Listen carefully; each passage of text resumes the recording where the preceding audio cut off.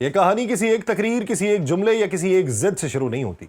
یہ کہانی اس لمحے سے جڑتی ہے جب ڈونلڈ ٹرمپ نے دوسری مدت صدارت کے لیے حلف اٹھاتے ہی دنیا کو یہ احساس دلایا کہ اب امریکہ صرف عالمی نظام کا حصہ نہیں رہے گا، بلکہ اس نظام کو اپنی مرضی سے موڑنے کی کوشش کرے گا۔ تالیوں کی گونج میں کہا گیا وہ جملہ کہ کوئی چیز بھی ہمارے راستے کی رکاوٹ نہیں بنے گی، یہ دراصل ایک سیاسی اعلان نہیں تھا بلکہ ایک ذہنی نقشہ تھا۔ سوال یہ نہیں کہ ٹرمپ نے یہ کہا، اصل سوال یہ کہ دنیا نے اسے کتنی سنجیدگی سے لیا۔ اسی تقریر میں 19ویں صدی کے نظریے، مینیفیسٹ ڈیسٹنی کا حوالہ، وہ محض تاریخ کا ذکر نہیں تھا، یہ اس سوچ کی واپسی تھی جس کے تحت امریکہ خود کو منتخب قوم سمجھتا رہا ہے، جسے سرحدیں پھیلانے، راستے کھولنے اور دنیا کو اپنے انداز میں ڈھالنے کا فطری حق حاصل ہے۔ یہ نظریہ صدیوں پہلے مغرب کی طرف بڑھتے ہوئے امریکہ کو جواز دیتا تھا اور آج یہ ایک نئے عالمی تناظر میں دوبارہ زندہ ہوتا دکھائی دے رہا ہے۔ آپ سب پر سلامتی ہو، میں یاسر رشید ہوں اور آپ دیکھ رہے ہیں سنو نیوز۔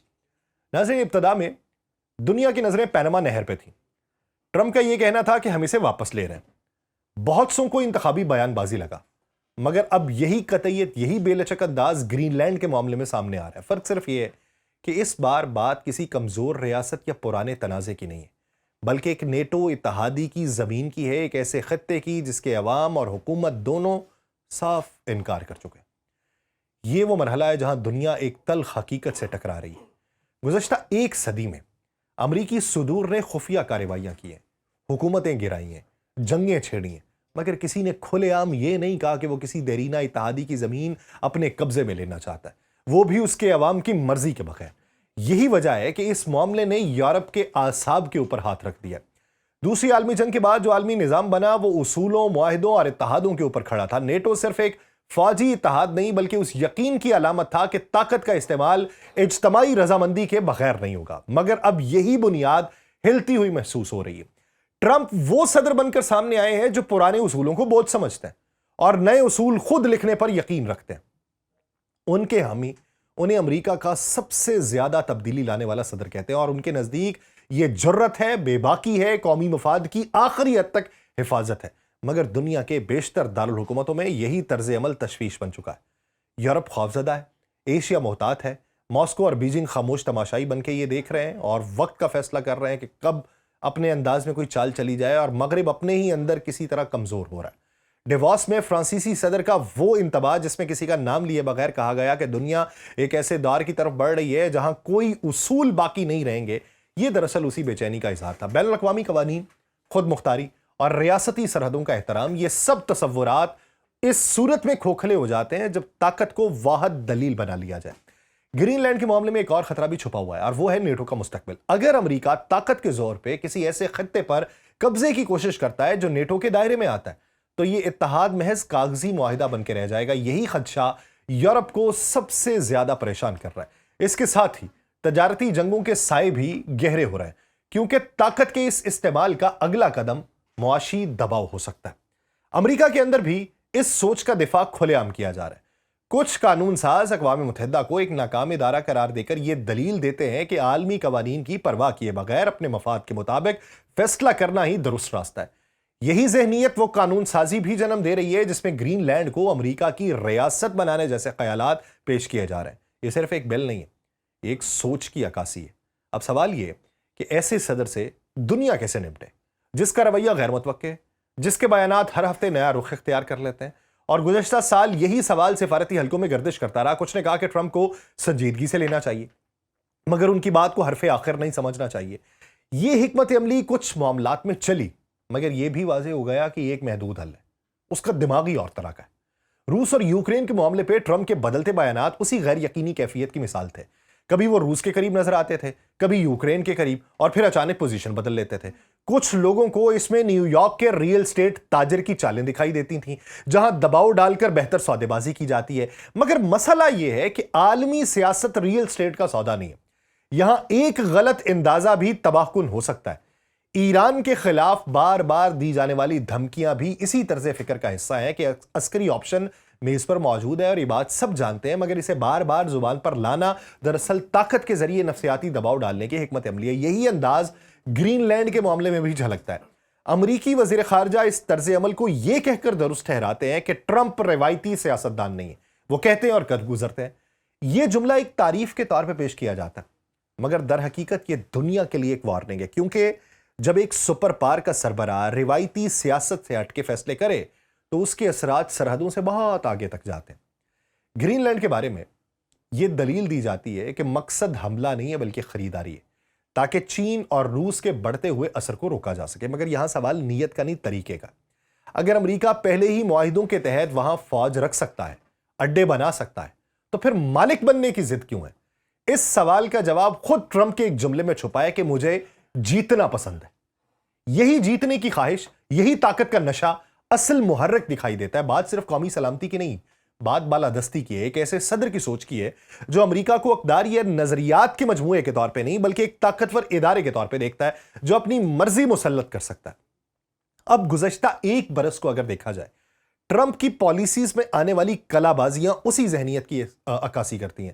کبھی وہ سخت ہے، کبھی مفاہمانہ ہے، کبھی دھمکیاں میز ہے، کبھی سودے باز ہے، مگر مجموعی تصویر ایک ہی ہے، ایک ایسا امریکہ جو اب قواعد کا محافظ نہیں ہے بلکہ قواعد کو نئے سرے سے لکھنے والا بننا چاہتا ہے۔ یہاں کہانی ایک بار پھر کسی اعلان یا کسی دھمکی سے شروع نہیں ہوتی بلکہ اس تضاد سے جنم لیتی ہے جو ٹرمپ کے الفاظ اور ان کے عمل کے درمیان مسلسل پھیلتا جا رہا ہے۔ پچھلے برس مئی میں ریاض کا وہ منظر یاد کیجیے جب دوسری مدت صدارت کے آغاز کے فوراً بعد اپنے پہلے غیر ملکی دورے میں ٹرمپ نے سعودی دارالحکومت میں خطاب کیا۔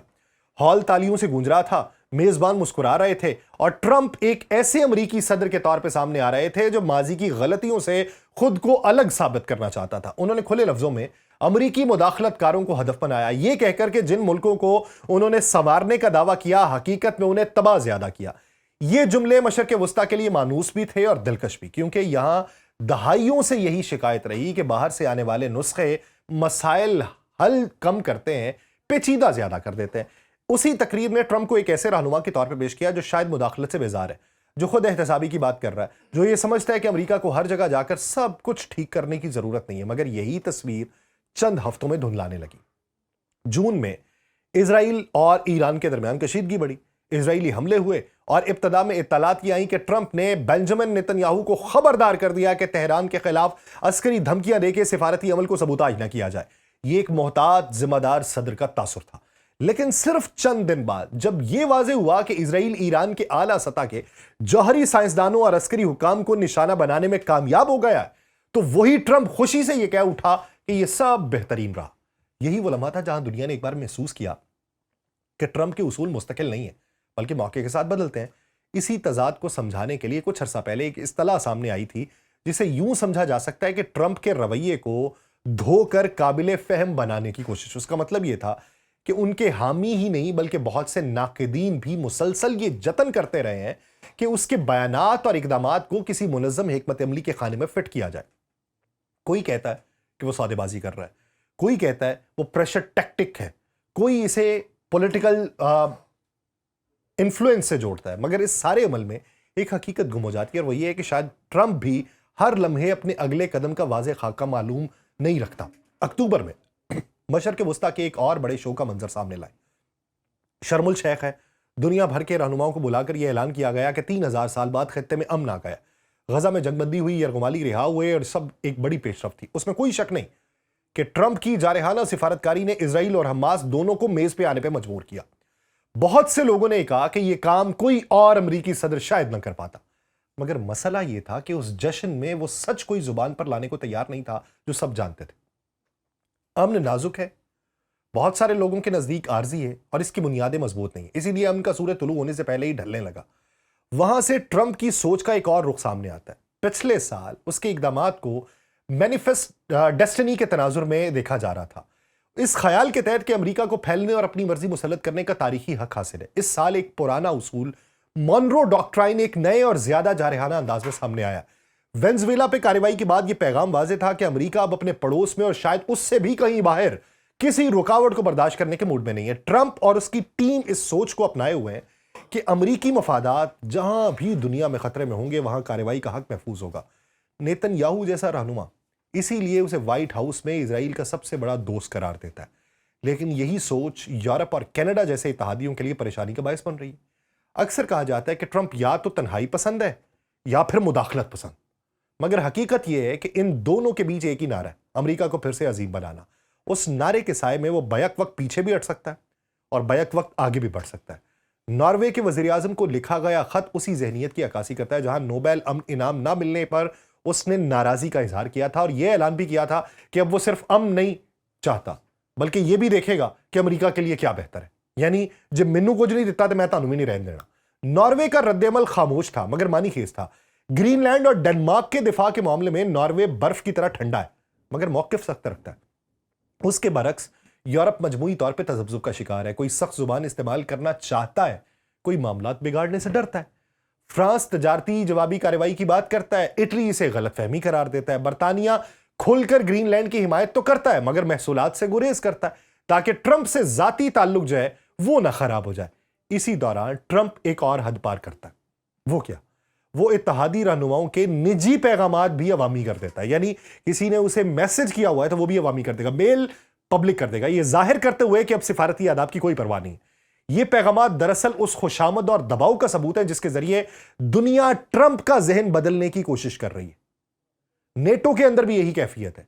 सेक्रेटरी जनरल की जानिब से दोस्ताना पैगामात भिजवाए जाते हैं, दिफाई अखराजात में इजाफे का एतराफ किया जाता है, यहां तक कि जाती नौयत के अलकाबात दिए जाते हैं। सब इस बात की अलामत है कि यूरोप किस हद तक ट्रंप को खुश रखने की कोशिश कर रहा है। अगरचे रूसी खतरात के बायस दिफाई अखराजात का रुझान पहले से मौजूद था मगर ट्रंप ने इसे अपनी धमकियों की कामयाबी के तौर पर पेश किया। बहरे ओकियानूस के उस पार एक और तब्दीली जन्म ले रही है। कनाडा जो बरसों अमरीकी साए में रहा, अब वो अल्टरनेटिव तलाश कर रहा है। चीन का दौरा जो कई बरस बाद हुआ है, इसी बदलती दुनिया का इशारा है। मगर साथ ही ये खौफ भी मौजूद है कि अगला निशाना शायद कनाडा हो। ट्रंप की जानिब से कनाडा और ग्रीनलैंड को अमरीकी परचम में लिपटा हुआ दिखाना यह महज तस्वीर नहीं, वो एक मैसेज था। कनाडा के मौजूदा वजीर आजम इस हकीकत से बखूबी वाकिफ है कि अमरीका के साथ तजारती जंग उनके मुल्क के लिए कितनी महंगी पड़ सकती है। इसीलिए उनकी स्ट्रेटजी दिफा और मजामत के बीच झूल रही है। वो ये मानते हैं कि अमरीकी बालादस्ती ने कई आलमी निजामों को जन्म दिया मगर साथ ही ये भी कहते हैं कि अब हम इस्लाह नहीं बल्कि टूट फूट के दौर से गुजर रहे हैं। ट्रंप का वो जुमला याद करें कि उसे सिर्फ अपनी अखलाकियात और उसका अपना जहन ही रोक सकता है। ये इस पूरी कहानी का खुलासा है। यही वजह है कि इत्तेहादियों की पूरी कोशिश है कि या तो खुशामद से या दबाव से या किसी ना किसी सौदे के जरिए उसके जहन पे असर डाला जाए। मगर यह वाज़ेह नहीं है कि इस बार ये कोशिशें कामयाब होंगी या नहीं, क्योंकि इस दुनिया में जहां उसूल कमज़ोर और ताकत ज़्यादा नुमायां हो चुकी है, सबसे बड़ा सवाल अब यह नहीं कि ट्रंप क्या कहेगा बल्कि यह है कि जब वो फैसला करेगा तो उसे रोकने वाले क्या कहेंगे, और अगर कोई रोकने वाला हुआ तो। मुझे दीजिए इजाज़त, अल्लाह ने के बाद।